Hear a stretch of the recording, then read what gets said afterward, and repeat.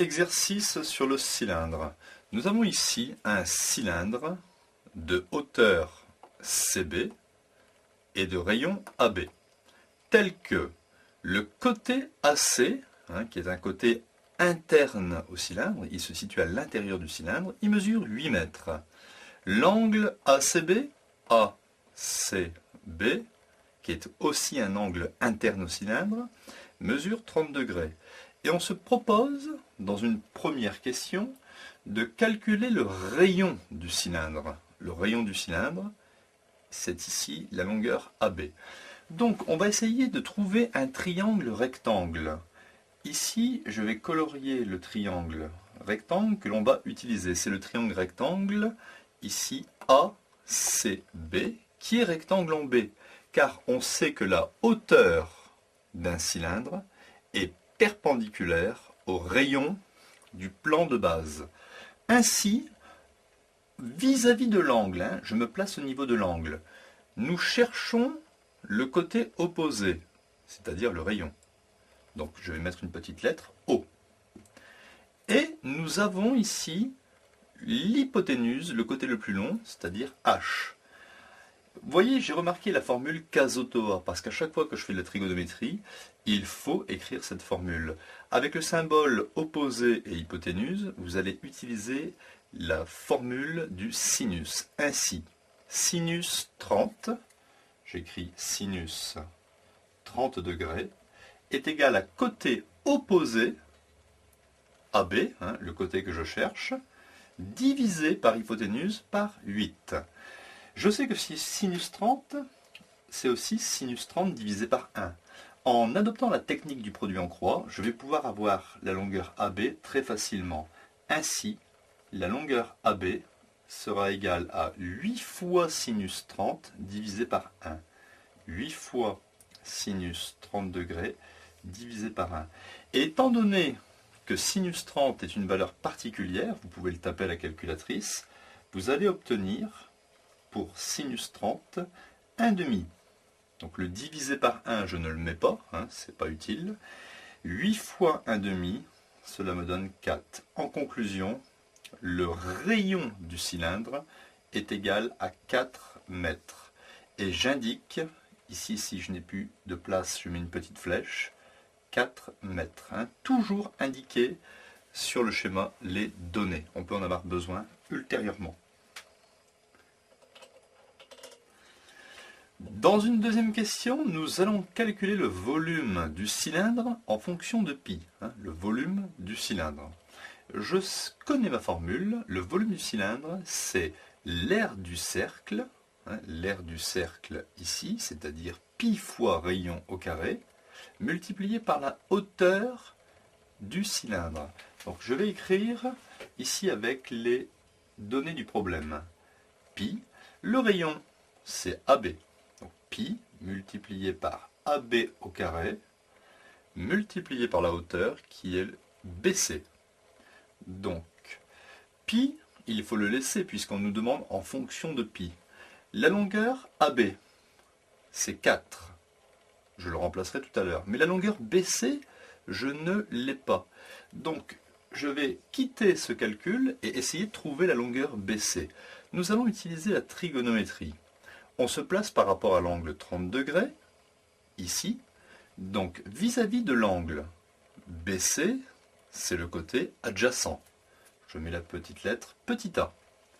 Vis-à-vis de l'angle AC, c'est l'hypoténuse. Dans le triangle ACB. AC, c'est l'hypoténuse. Donc, A et H. Je sais que quand j'ai A et H, c'est la formule du cosinus adjacent sur hypoténuse. Et j'écris donc cosinus 30 degrés est égal à côté adjacent à l'angle, c'est BC, le côté que je cherche, divisé par hypoténuse 8. J'ai remplacé. Ainsi, si je veux BC, j'écris simplement que BC, par un petit produit en croix, est égal à 8 fois cosinus 30, 8 fois cosinus 30 divisé par 1.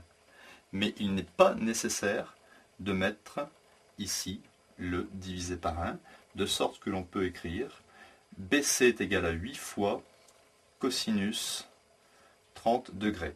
Étant donné que cosinus 30 est une valeur particulière, cela donne racine de 3 sur 2. Je peux donc écrire que BC est égal à 8 fois racine de 3 sur 2. Et comme 8 divisé par 2 me donne 4, j'ai ici la longueur BC est égale à 4 racines de 3 mètres. Longueur que je reporte ici sur le schéma. 4 racines de 3 mètres. Ainsi, je vais pouvoir réécrire le volume comme étant égal à pi multiplié par la longueur AB. 4 au carré multiplié par la hauteur du cylindre BC, c'est-à-dire 4 racines de 3. Le volume du cylindre est donc égal à 4 au carré me donne 16, et 16 fois 4 me donne 64. Donc 64 racines de 3 pi, tout est collé. 16 fois 4, 64, racine de 3 pi. Voilà donc le volume du cylindre exprimé en fonction du nombre pi. Donc c'est une valeur exacte. Si il était demandé une valeur approchée, il suffirait de taper la calculatrice 64 fois racine de 3 fois le symbole pi, et ensuite vous arrondissez à un chiffre après la virgule ou deux chiffres après la virgule. Ça dépend comment le résultat est demandé. Donc il est tout à fait possible d'appliquer la trigonométrie dans un triangle rectangle bien choisi dans un cylindre, à partir du moment où on connaît un angle, une longueur,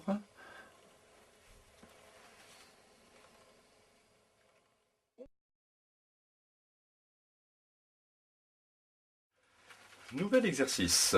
Nous avons ici un cylindre de rayon 5 et de hauteur x, la hauteur inconnue. Et nous avons un cône de hauteur 6 et de rayon 5. Donc le rayon du cône est le même que le rayon du cylindre. Et on se pose la question, nous allons trouver la hauteur du cône, la hauteur x, pour que les solides aient le même volume. Pour cela, nous allons déjà calculer et exprimer les volumes de chacun des deux solides. Alors, le volume du cylindre, que je vais marquer volume avec l'unité SY, volume cylindre, c'est pi fois le rayon au carré fois la hauteur. Donc, pi fois le rayon du cylindre, c'est 5, donc fois 5 au carré, fois la hauteur que je ne connais pas, je mets x. Volume cylindre sera donc égal à 5 au carré, cela fait 25, donc 25 pi multiplié par x. Je ne peux plus simplifier, alors j'encadre le résultat. De l'autre côté, le volume du cône, je vais marquer volume CO, en abréviation, volume cône, pi multiplié par le rayon du cône, 5, donc 5 au carré, multiplié par la hauteur du cône, c'est 6, divisé par 3. J'obtiens donc volume du cône est égal à 5 au carré, 25, pi, et 6 divisé par 3, cela fait 2, multiplié par 2. Donc le volume du cône sera donc égal 25 fois 2, 50 pi. Donc j'encadre le résultat. Voilà, je viens d'exprimer le volume du cylindre est égal à 25 pi x et le volume du cône est égal à 50 pi. On veut avoir volume du cylindre est égal à volume du cône. Cela se traduit par une équation mathématique où nous allons chercher la hauteur x du cylindre. 25 pi x égale 50 pi. Je peux de chaque côté supprimer les pi. On arrive à 25x est égal à 50. Pour avoir x tout seul, il faut faire passer le 25 en division du 50, c'est-à-dire 50 divisé par 25. Soit la hauteur du cylindre est égale à 50 sur 25 est égale à 2. Donc nous avons trouvé la hauteur du cylindre qui fait 2, de telle manière que le cylindre de rayon 5 et de hauteur 2 aura le même volume que le cône de hauteur 6 et de rayon 5.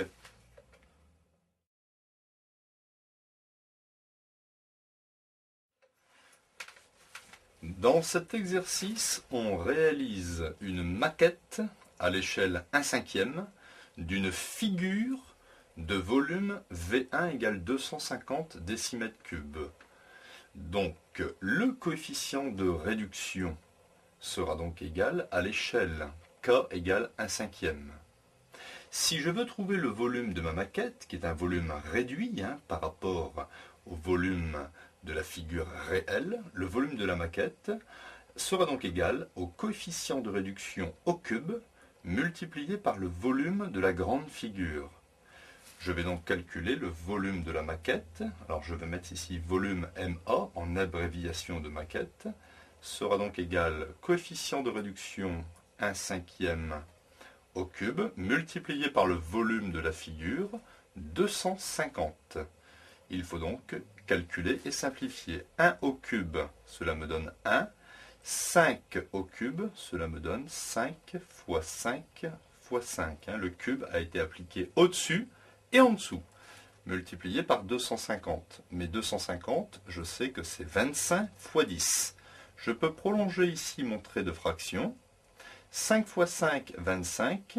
Je peux supprimer 25 en haut et 25 en bas. Il me reste au-dessus 1 fois 10, ce qui fait 10 divisé par 5. 10 divisé par 5, cela fait 2. 2 décimètres cubes, car le volume de la grande figure a été exprimé en décimètres cubes. Ainsi, en conclusion, j'ai trouvé le volume de ma maquette réduite sera égal à 2 décimètres cubes.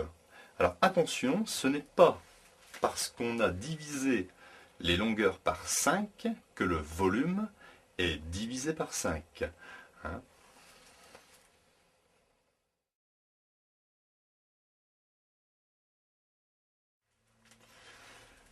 Dans cet exercice, nous avons ici une pièce avec les distances suivantes.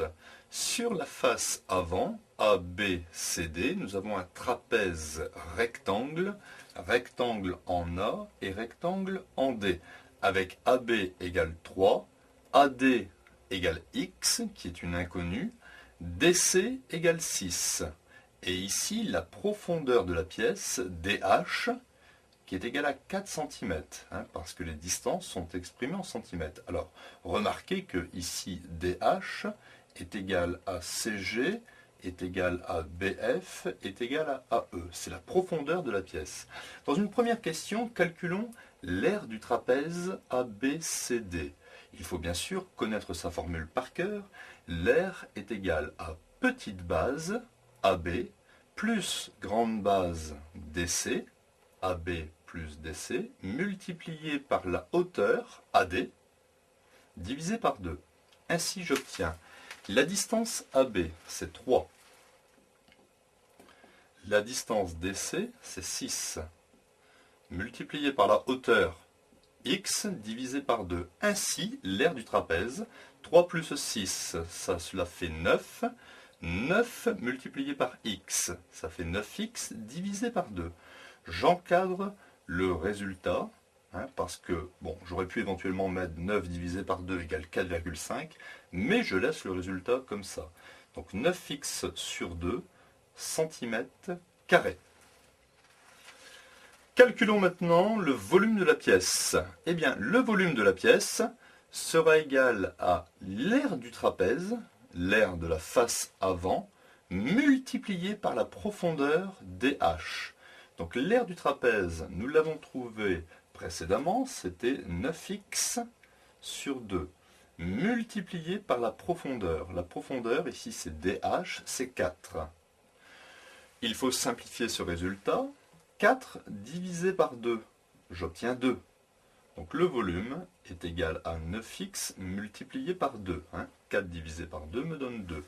Ainsi, le volume de la pièce est égal à 9 fois 2, 18x cm². Donc voilà le résultat exact du volume de la pièce. On peut remarquer que le volume de la pièce est une fonction linéaire de la hauteur du trapèze, car le volume peut s'exprimer comme k fois x, avec ici k k est égal à 18, représentatif d'une fonction linéaire. Donc, cela veut dire qu'il y a une proportionnalité entre la hauteur du trapèze et le volume de la pièce. Cela signifie encore que si on double ici la longueur x, si on double la hauteur du trapèze, alors le volume de la pièce double. Et si je triple la hauteur x, alors le volume triple. Voilà ce que signifie la proportionnalité. Dans une dernière question, si on nous donne le volume de la pièce qui vaut 54 cm3, le volume de cette pièce, 54 cm3, quelle est la hauteur x du trapèze? Eh bien, nous allons essayer d'utiliser l'équation volume égale 54, parce que le volume, on l'a trouvé précédemment, c'est 18 fois x, et x, c'est la hauteur du trapèze. Donc 18x égale 54, c'est une simple petite équation. Pour obtenir x, je fais 54 divisé par 18. Je place 18 en dessous de 54. 54 divisé par 18, calculatrice, je trouve x est égal à 3 cm. C'est-à-dire, si je prends la hauteur du trapèze est égale à 3 cm, alors le volume de la pièce sera égal à 54 cm3.